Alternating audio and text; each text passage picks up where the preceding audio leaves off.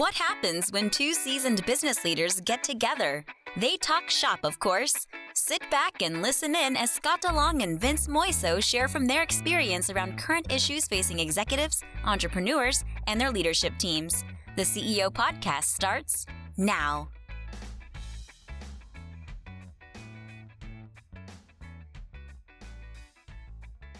Hey everybody, Vince Moiso here from the CEO Podcast. I'm here as always with my partner, Scott DeLong. And, we wanted to talk about this subject today. Guys, we're deep into season 5 already, which is crazy to me, how quickly even that the year is going. But that's a good thing. So what I wanted to jump into today, Scott, was we had this conversation the other day, and we were talking about a few clients that make that kind of age-old mistake where you've got this top performer in your company, salesperson. Oftentimes it happens in sales, and then you elevate that person to a management role or even an executive role. So I've experienced where you put that person because you don't want to lose them. They're a high performer. Sure. And so you give them a title. They've earned a promotion. Yeah. Right. And so you give them this title of manager, but then you don't really develop them. You don't give them any training. They've never had any formal training. Oftentimes they haven't had that second level of education that helps them along from leadership, management, some of the soft skills or esoteric skills that you will need as a manager or a leader, especially when it comes to communication or developing others, coaching others, leveling them Well, it's up. actually every level of promotion requires an additional set of training. No question. Right? So if high performer to a supervisor or manager, then manager to director, director to vice president, Right. Those are all places where we need to level up a little bit. No doubt. And therefore get additional training, mentoring, coaching, whatever it's going to be. Well, you might have, the examples might be, you might have somebody in customer service that is just a really high performer and they do really well. Customers love them. Yep. And you think logically, well, they're so good, let's just promote them to supervisor. They don't know what to do on their own. It's not intuitive. I think a lot of, especially in the small business space, right, Scott? I mean, I think that's where it happens most often. And those mistakes are very easy, where you just promote somebody, I think, at that level, or let's take it a step further, because I think this is the common one that's discussed out there, which is you've got your top performing salesperson, and you have this hole in your organizational structure to fill, and you need a director of sales or a sales manager, and you promote that person into that position. More than any other department, that's probably the biggest mistake. Yeah. A high-producing salesperson, especially if they're bonus or commission-based type folks, going into a salaried position with maybe a bonus if these other 6 people that work for them do something, they don't usually do very well. No, They no, don't. They don't. They don't. And it's not their fault. It isn't. It's our fault. That's it. Well, one is you just, you haven't done what I'd call the analysis to find out, one, is that what the person even wants? Right. I think just start there, right? Have a conversation and find out, is that person even interested in a leadership position? So that's number one. Number two, let's say you have that buy-in. Say they are interested in leadership. Well, number two, then are they cut out for it? So, we've talked a lot about DISC assessments, right? I'm obsessed with the DISC assessment, of course.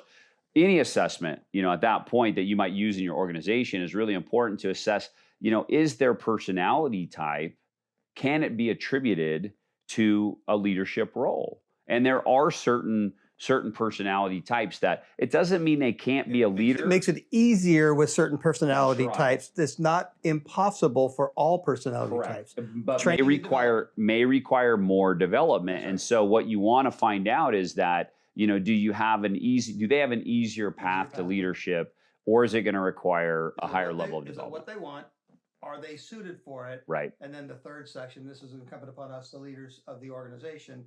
Can we provide them the tools that they need to help them develop so that they can be as successful in that role as they were in the previous role? What's hilarious too to me is today it's easier than ever to access the resources and the tools to actually train somebody, because it can be reading a book, it can be taking a course online, it can be just accessing a lot of YouTube videos. YouTube video, yeah. listen to our podcast. That might help a little bit. Might help. Sure. Might help. Sure. I think we have a few communication episodes that will help. So let's talk about just a kind of a change in terminology a little bit, because we use the word management a lot, and I think a supervisor and a manager may be managers, but in reality, what we're talking about and the levels that we're talking about, folks, is we're talking about leadership. So I like to say things like this: we should be managing processes and projects. We need to be leading people. Yeah. And there is a difference. There is a big People do not want to be managed. That's where you get the title micromanager that comes in that. Yeah. Managing people is not what you want to do. You want to be able to lead people. So what's the difference? So I'll talk about a few of the differences. So if I'm managing a person, I'm setting expectations. We do that in leadership as well, right?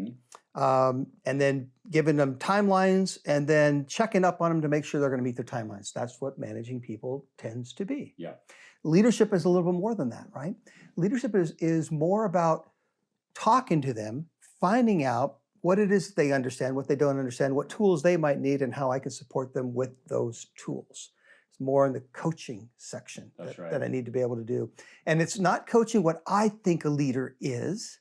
It is, sure, I have that, got that, right? That's in my back pocket. But finding out from their point of view what it is that they need in order to lead people. Simple as that. And then work in that direction. Well, we talk so much, Scott. Once you step into a leadership role, you're not just managing down. I think that's a misconception. Another good point here. Right? Yeah. It's a big misconception, and you need to be made aware of that because you may not be aware of that as you step into a leadership role. So you are going to be at that point managing down, managing sideways. And managing up. Right. And I would argue managing up is the most difficult of all of them. Well, managing sideways can be as well. It can be. Because like if I'm in one department and you're in the other and we're at the same level, we have different goals for our department. Absolutely. Hopefully we have the same goal for the organization, certainly, right? But we have different things that are important to the accounting department than the sales department or the marketing department versus the operations department, and however that's going to be. So managing sideways can be just as difficult because of what we talk about in the communication thing a lot, speaking their language, understanding what's important to you. Well, it's funny, and then speaking in a language that you're going to understand and comprehend what's important to me. Well, what's the most common? Sales and marketing, right? So let's just talk about that because it's probably the simplest form of managing sideways. And I find it funny in so many organizations that sales and marketing are always pitted against each other and not always getting along, when in fact sales and marketing should be symbiotic. And in small organizations, they report to the same person. Yeah, they're totally codependent, and those should be the quintessential parts of the organization that actually get along the best. Right. But they often don't, because the managers haven't figured out really how to communicate and cooperate and collaborate together in a way to maximize productivity. Yeah. So that's what, at the end of the day, that's what you're after. So you've got to find the resource. So let's just say this: you might be a part of a small business organization that may not have the resources to completely train and develop you into a leadership role. So what does that mean? If you step into a leadership role, it's incumbent on you to find the resources to train and develop yourself to become a better leader. Read some books. That I was going to say, simple. In my mind, that the simplest is, so I got a book right here. I like these guys, Kuznis and Posner. It's called The Leadership Challenge. So this is a good book. It's really easy to read. It's broken down into categories. And I mean, the books that you wrote, the books that I wrote, same thing, right? But it's broken down into categories. So read a chapter and then talk to somebody about that chapter. Yeah. Do something with that. Don't just read the book and say, I got it. Right, because it doesn't work like that. Well, as a group, we're reading Make Your Bed. Okay. And it's such a good book. It's a really quick book to read. It's easy and simple, but exactly like what you said. So each week in our sales huddle, we're just breaking it down 1 to 2 chapters at a time, and we're talking through what we got out of those chapters. It's so powerful.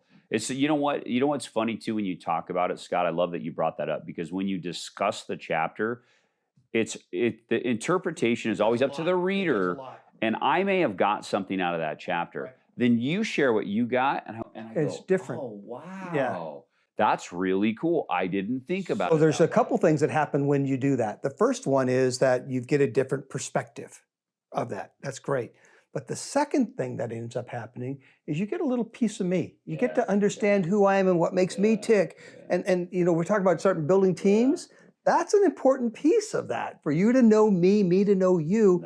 And in these collaborative things that we talk about, this book that we're reading, it's a great tool for that. But I don't know if you remember, but we have a tool that we use with our coaching clients when we have them read a chapter and then fill out this thing that's called the concept matrix. The concept matrix is a very simple document.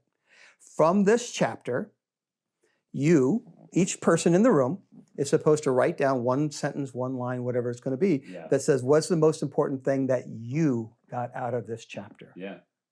Part two of that is, what do you think the author meant by that? Like, define it. Here's the concept, define it. Third and most important piece of this piece. Now, how can you incorporate that into your life right now? Love that. That is the most important. You know, especially if you're stepping into a leadership role, you're reading a book, you want to take away those nuggets from every chapter or whatever parts of the book and be able to ask yourself the question, how can I implement this into my life today? Right now. Now. And it's almost always a very simple thing when you break it down into a chapter. The other reason we do it in chapters is because, like, this chapter's got 11, or this book has 11 chapters. If I just read this book and you asked me about the book, I'd say, oh, it's great. It tells you all about leadership. That would be my answer. But when I read a chapter, and that chapter talks about lead with the heart, I'm now going to lead with so I'm going to learn 11 different things reading a book rather than just one generic thing. So read it chapter by chapter. I don't care if it takes a week to read it. A chapter is about 30 minutes worth of time, guys. And the concept matrix is another 10 minutes. That's all it is. 40 minutes of your life. You read one chapter a week, you're going to get better. Now, not just by the reading and the writing, but now having a discussion. So Vince and I get together and we talk about this chapter. Really? You got that? Huh. That's crazy. How would that work? Wow. That's so cool. And it might change the way I think about it. Or it might reinforce how I thought about my portion. Doesn't matter.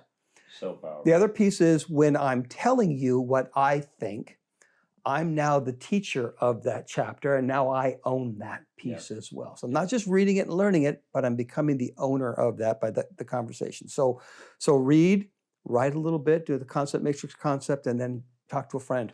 And if you have a group of friends, you have 6 people reading the same thing, or 8 people, or 10 people, you're going to get probably when we've done this with groups of 10,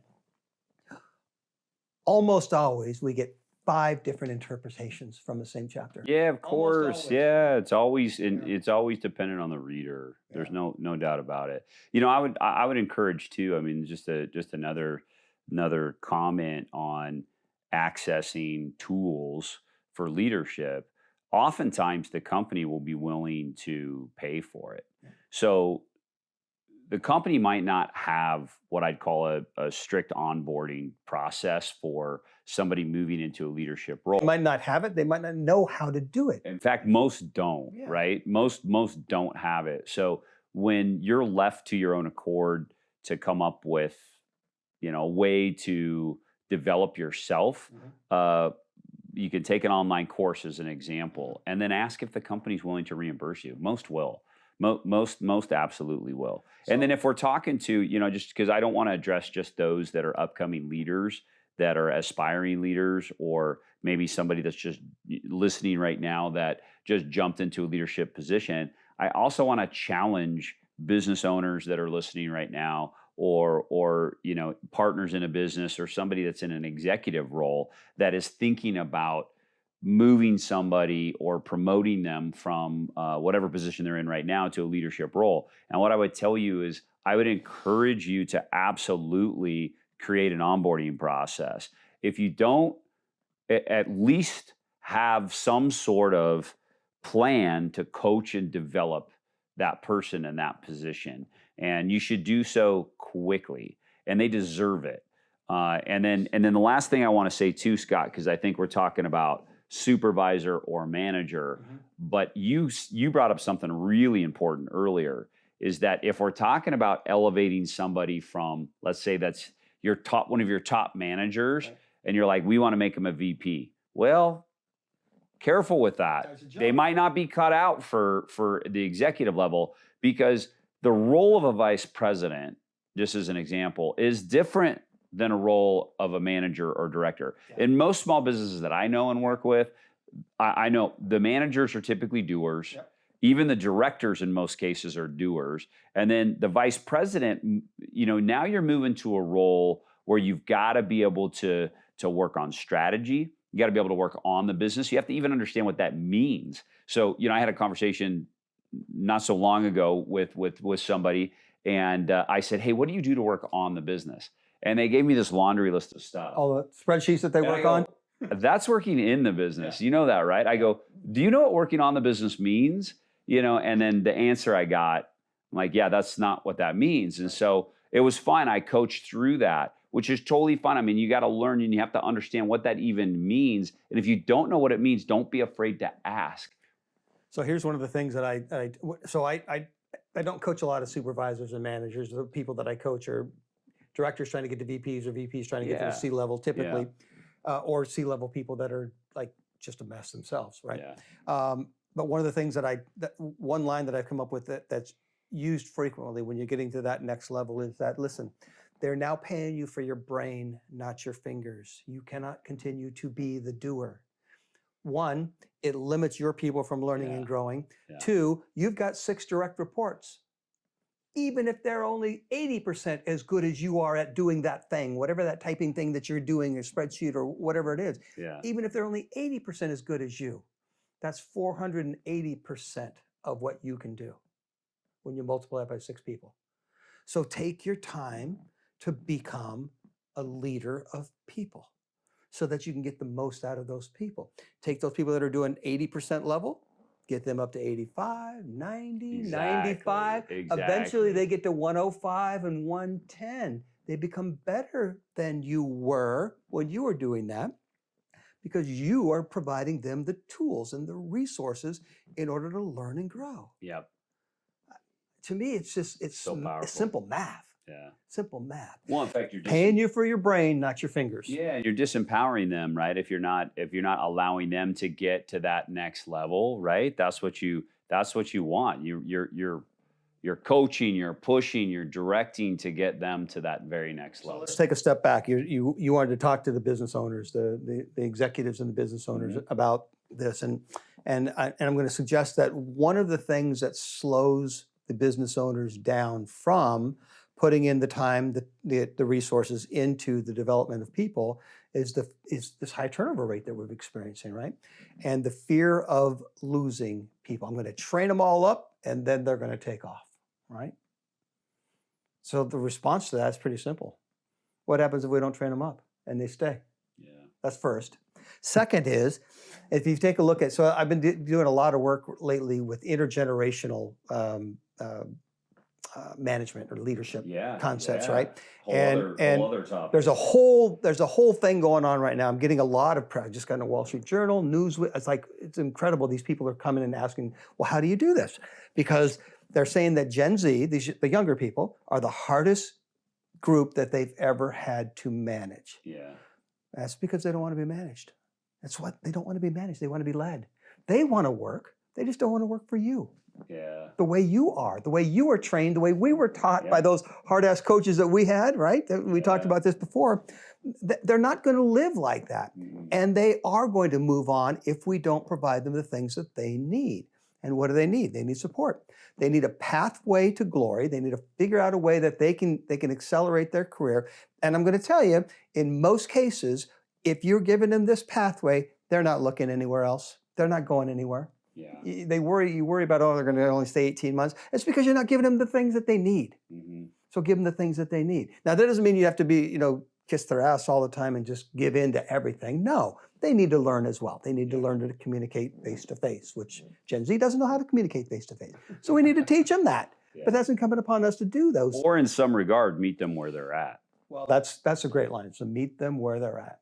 If you want to get people to respond, if you want people to follow you, therefore you're a leader, you need to meet them where they're at. Not vice versa. So, so that more tyrannical style of leading, just, it doesn't work. There's no place for it. Very short term, you can get what you want with carrots and sticks. Yeah, maybe like even that is like, you could argue otherwise.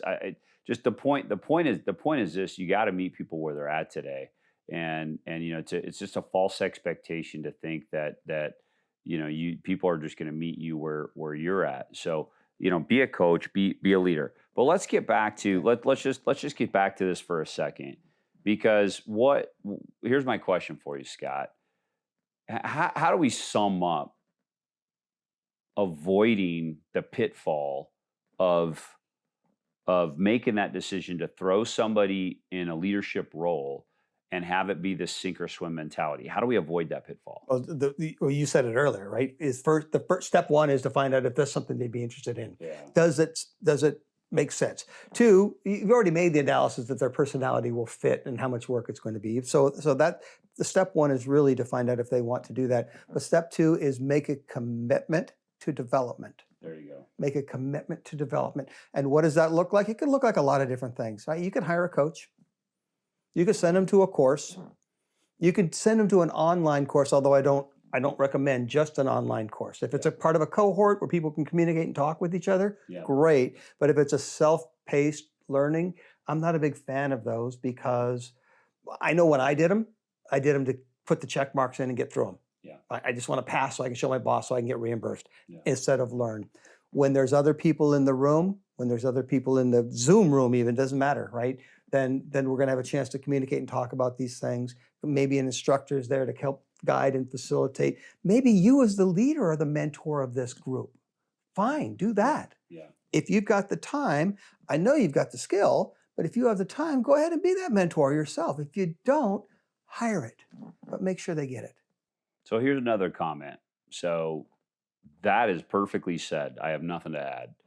And I think if you're an owner and a business leader in the business, and your job is to create more leaders in the business, then I think that's a great quick list of things to follow to avoid the pitfall of making the mistake with placing the. These guys are planning for everything else. Why not plan for this too? Right? It's pretty simple. Okay, so conversely speaking, if you are someone in an organization that is aspiring to be in a leadership role, okay, there's a false expectation that I'm just going to work hard. It's up to them to tell me when they want for me. a long time, and then they're going to let me know when a leadership role becomes available to me. Yeah. That is not true. Right. That is not true. If you want to be in a leadership role, you need to speak up. You need to advocate for yourself. So when you have those one-on-one meetings, when you have those performance reviews, those are great opportunities to communicate to, whoever you're reporting to, that you actually want to be in a leadership role, and you like to find out. So this is what that might look like. What will it take? What will it take for me to be in that leadership role? Is there some development I need to go get on my own? Can you recommend a book for me to read? Are there, anything like that? Is there an opportunity for me to be in a leadership role? Is there a position available? These are questions that you would ask. And then that puts that person on notice that, oh, I have somebody here that's interested. Yeah. That's easier for them too. But you got to advocate for yourself. But even if you see a long path, so let's say you're a 22-year-old person that just got out of school or your first real grown-up job, right? And you see that it's going to take you a while to get to that spot where they're going to get your first promotion, then second, then third, then fourth, and that's something that you want. Start now. And by asking for this mentorship yourself. Hey, Vince, you have any books I can read about this? Because here's what it does. It plants a seed in my mind that says, that's a go-getter, right? It's funny. It's just start. In talking about all of this, both sides, we hit time here, Scott, and I think we can keep talking about it. Yeah, it happens. Right. So as I hear the conversation, it boils down to one thing for me: communication. Almost everything does. Right? Yeah. It's almost insane that you can just boil it down to that one single thing, which is communication. And I don't care if you're the business owner looking to elevate somebody to a leadership role. Communicate with them, ask them. So that's the key word. When people say communicate, they think about, I need to tell people things. I need to tell. Ask is if you've listened to any of our podcasts, ask, don't tell. Communication is all about asking, whether you're the boss or whether you're the other person. You ask, hey, do you have any books? Or you ask, would you be interested in? Right? Or those kind of things. That gets dialogue happening, right? And it's wonderful. Let me take one more step. I know we're at time, but there's one more thing that I want to say. That you said, if you have any aspirations of becoming a leader someday, right? You said something along those lines. Fact of the matter is, you're going to be a leader someday. Whether that's leading a family unit, whether that's leading some friends in the little softball tournaments you're playing, you are going to be in a leadership position, even if you think you're just the blue-collar person that likes turning the screwdriver and all of that. You are going to be in a leadership position somewhere in your life, so start working on the development now. These business books that we're talking about, they're not just business books. They're books about your life. These same concepts work at home as they do in the office. So start developing yourself now, whether you're 18 or you really want this next position. You're going to be in a leadership position. Totally agree. That's good, man. All right. Well, if you've listened this far, we thank you for listening. Obviously, Scott and I love talking about topics like this. And please check out, we have so many other topics. And I would urge you that, as we talked about resources, in all seriousness, we started this podcast, our first couple of episodes were purely on communication.